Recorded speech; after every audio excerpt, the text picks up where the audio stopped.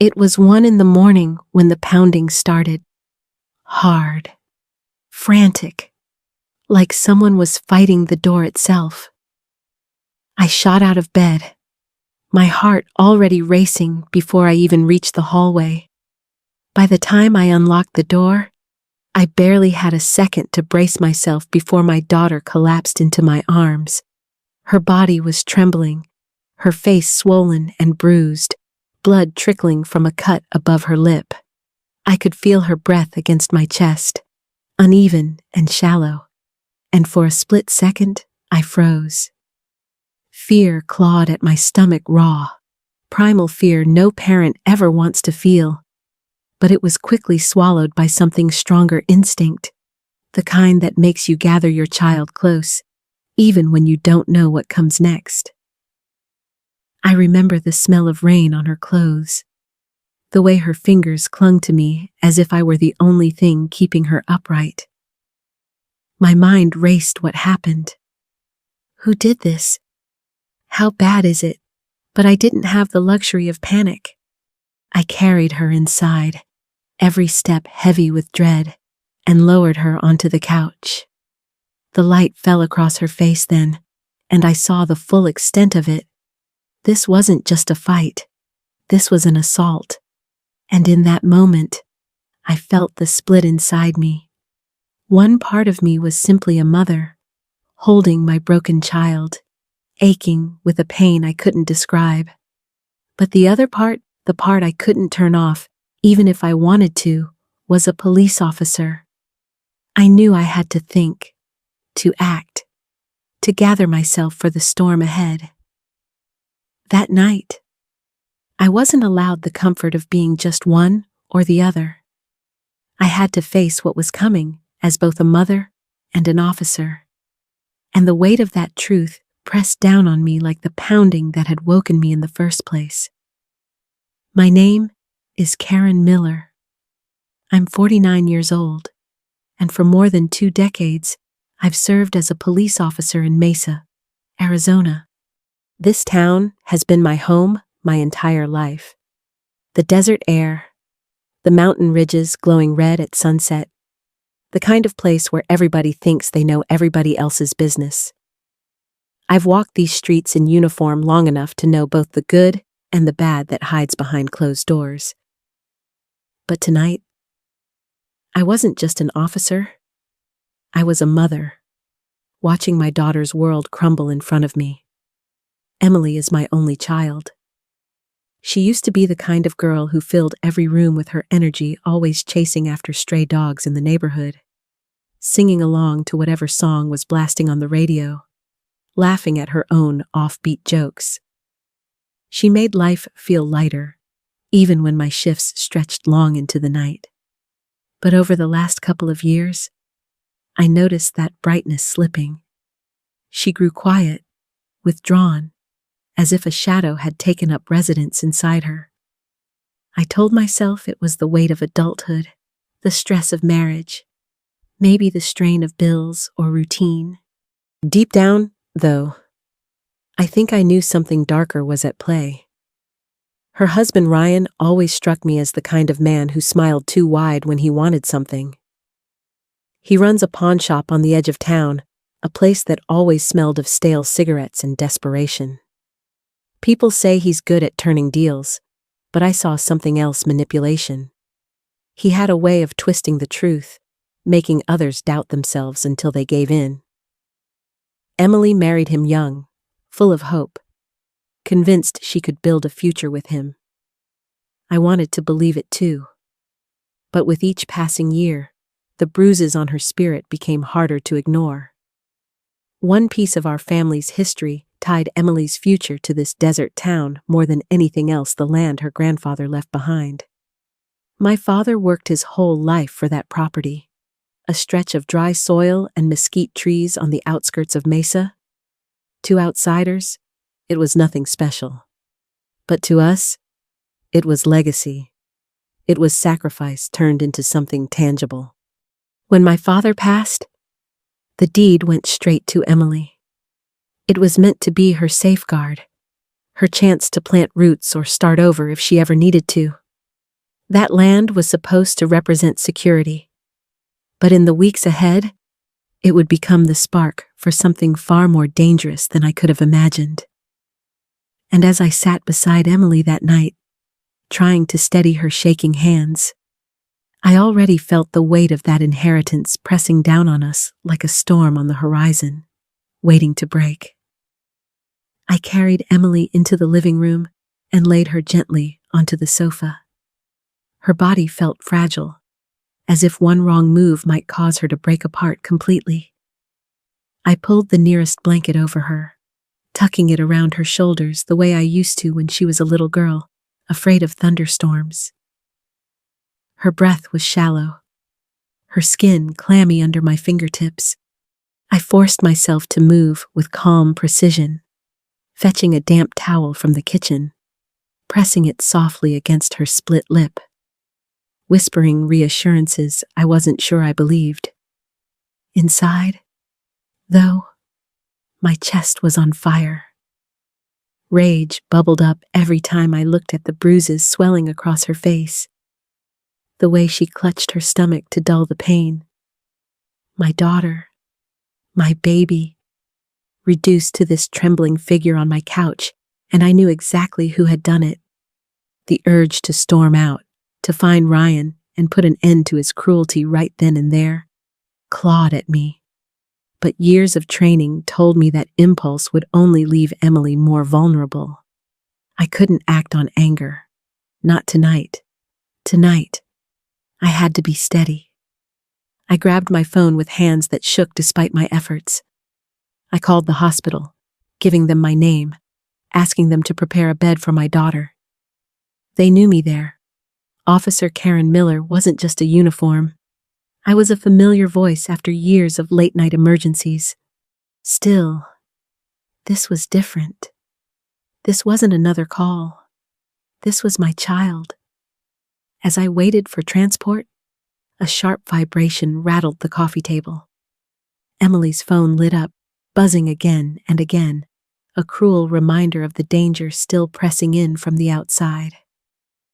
I glanced at the screen, and my stomach twisted. Message after message from Ryan. Threats, warnings, promises of what would happen if she dared to speak. I saw words that made my blood run cold, words meant to control her, to silence her, to convince her that even here, in my home, she wasn't safe for a second. I reached for the phone, wanting to read every last word, wanting to respond with the fury building in me. But Emily's trembling hand shot out, weak but insistent, clutching the device to her chest. Her eyes, swollen and wet, pleaded with me in silence. She was terrified that if I pushed too hard, it would only bring more punishment. That look broke something in me. I sat beside her, pressing her hand between mine, swallowing back the storm of anger that threatened to spill out. My heart screamed for justice, but my voice whispered steady reassurance instead. I knew then what I had to do. This night could not disappear into silence. It would not end as just another bruise hidden beneath excuses. I made a promise. Not out loud, but carved deep inside me, everything from this moment forward would be recorded, documented, preserved. Evidence, not just memories. A trail no one could erase, because I wasn't only her mother. I was an officer, and this was the beginning of a battle I would not lose. I started small, almost mechanically, like my body knew what needed to be done before my mind caught up. I took photos of Emily's face, her swollen lip, the purple bruise blooming across her stomach. Every angle, every mark, captured quietly on my phone.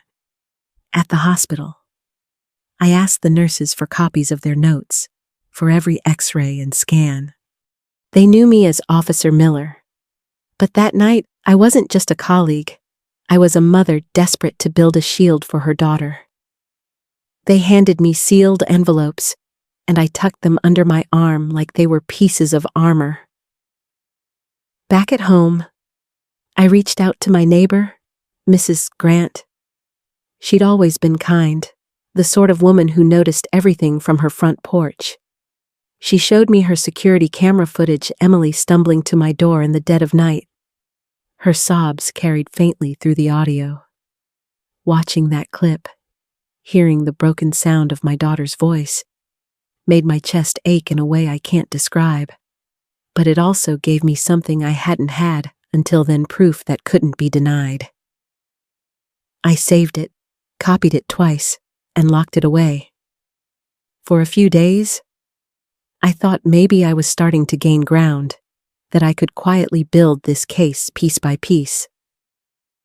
Then came the knock at my door, not frantic like Emily's, but sly, almost casual. When I opened it, no one stood there. Only an envelope, shoved under the frame. I remember the way my fingers trembled as I unfolded the paper. The words were scrawled in uneven handwriting. "Shut up or you'll lose your daughter." Simple, cruel, effective. For a moment, my knees weakened. It wasn't just Emily who was in danger anymore. It was the bond between us. The very thing I was trying to protect. That note wasn't just a warning. It was a declaration of war. Fear rushed in first, cold and suffocating. I held the note, staring at the letters until they blurred. But beneath that fear, something else stirred. Anger. A heat so sharp it cut through the dread. Whoever left that note wanted me silent, wanted me broken. They thought intimidation would be enough to shut me down, but they didn't know me. That was the night my fear shifted into resolve. I slipped the note into the growing evidence folder, sealing it alongside the photos and the hospital records. It would not be torn, not burned, not forgotten.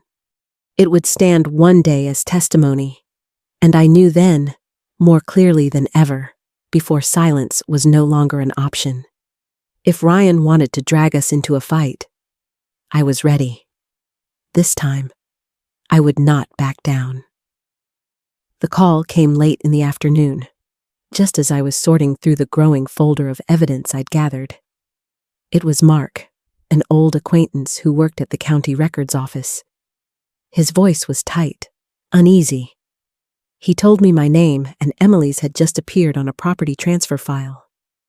The words barely registered at first, but then my heart sank. The land, my father's land. Emily's inheritance.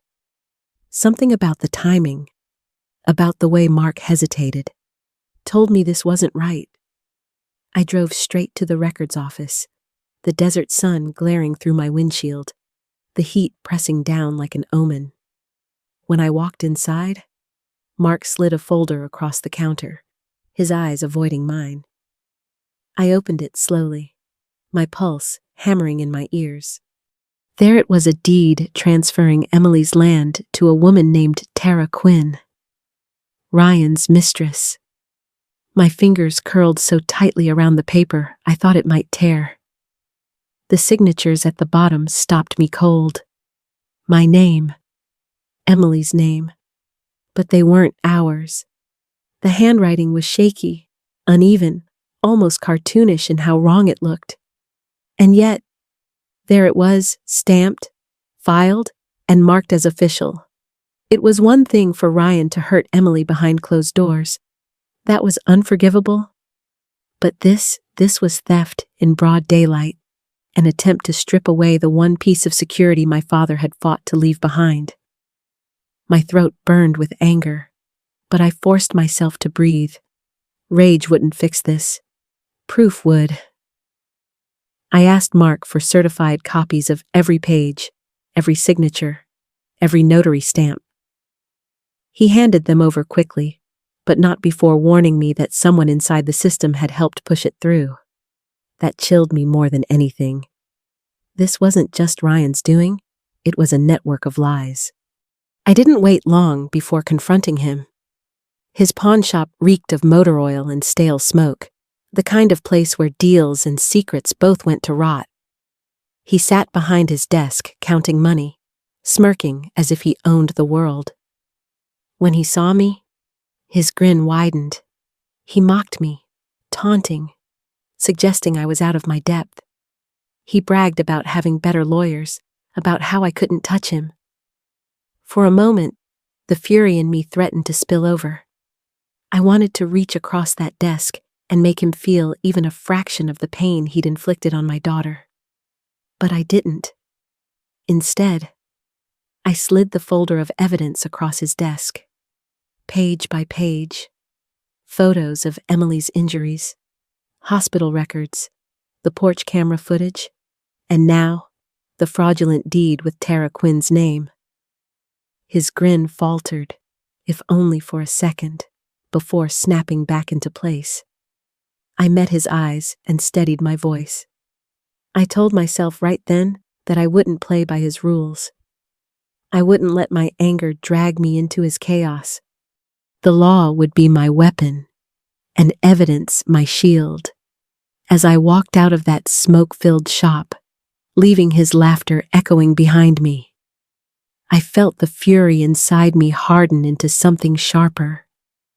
This fight wasn't about bruises anymore.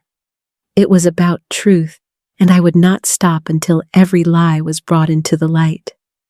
The bar was dim and low-lit, the kind of place where shadows clung to the corners and the air smelled of stale beer and perfume. I spotted Tara right away, perched at the counter, legs crossed, dressed sharper than the room called for. She looked every bit the part of someone who thought she had won. Confident, carefree, like she believed Ryan's promises still meant something. I sat down beside her, my pulse steady but my jaw tight. She gave me a glance, a smirk tugging at her lips, as if daring me to confront her. For a moment, I almost hated her. The land she thought she now owned. The part she'd played in Ryan's betrayal, it all burned inside me. But I forced myself to breathe.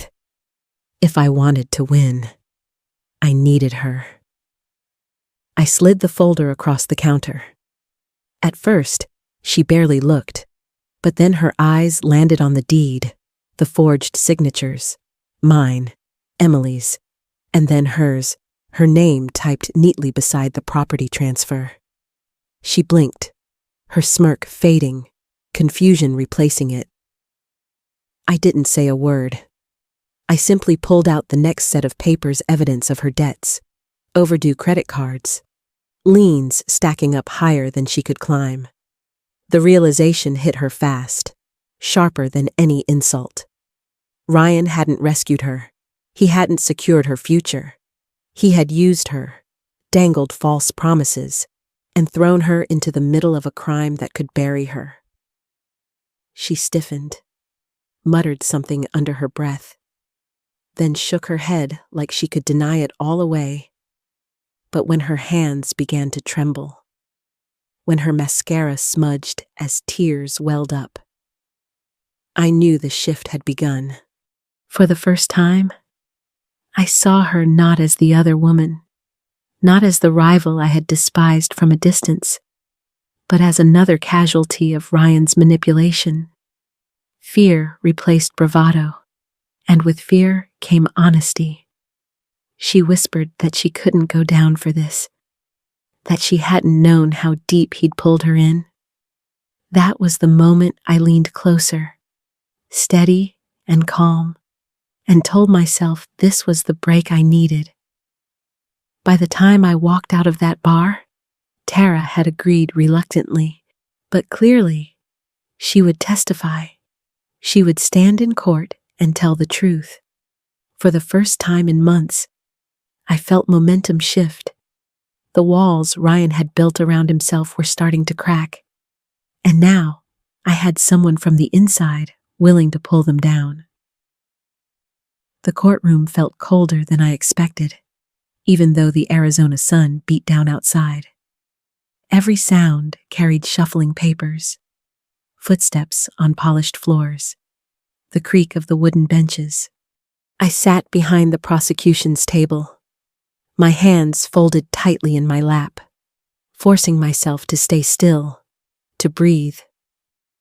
This was the moment everything had led to. The evidence came piece by piece, like bricks stacked to build a wall against him. First, the medical records photos of Emily's bruises, the doctor's notes documenting her injuries. Then the neighbor's security footage, grainy but clear enough to catch Ryan's shadow pacing outside Emily's window late at night. The buzzing silence in the room told me everyone felt the weight of it. Next came the messages, the threats that had lit up Emily's phone that night on my couch. The words on the screen made my stomach twist all over again, but I kept my eyes forward. Let the jury see them. Let them feel what we had lived through. When the forged deed was entered into evidence, I caught Ryan's smirk falter. My signature, Emily's signature, and then Tara's name. I could almost hear the jury shifting in their seats. Betrayal on paper, undeniable. And then Tara walked in. For a second, the room seemed to hold its breath. She sat down, nervous, her voice shaky at first, but when she described how Ryan had promised her everything, how he had forged the transfer, how he had threatened her too, the shift was unmistakable. Truth had finally cracked through the lies. That was when Ryan lost control. His face reddened, his voice raised, fists clenched on the table as the bailiff stepped closer. He shouted, cursed, but to me it sounded like the walls of his empire crumbling. I sat there steady, not as a cop, not even as a mother, but as a woman who had refused to be silenced. The judge's ruling came like a wave breaking, protective orders granted, the forged deed nullified, Ryan's assets frozen, and then the words I had waited for criminal charges filed. I watched as the bailiffs closed in, as the cuffs clicked around his wrists. He was no longer the man who had terrified my daughter, no longer the one who thought he was untouchable. He was just another defendant being led away. Emily exhaled beside me, a sound I hadn't heard from her in months, a breath of relief.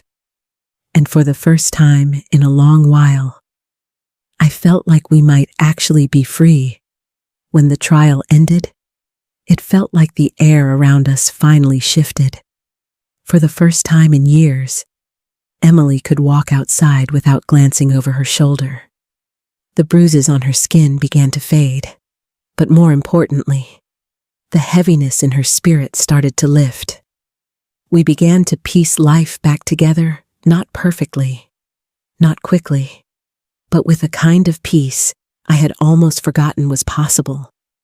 Looking back, I realize how fragile silence can make us. If I had chosen fear, if I had stayed quiet, Ryan's lies would have stood as truth. What saved us was the decision to speak, to write down, to capture, to show.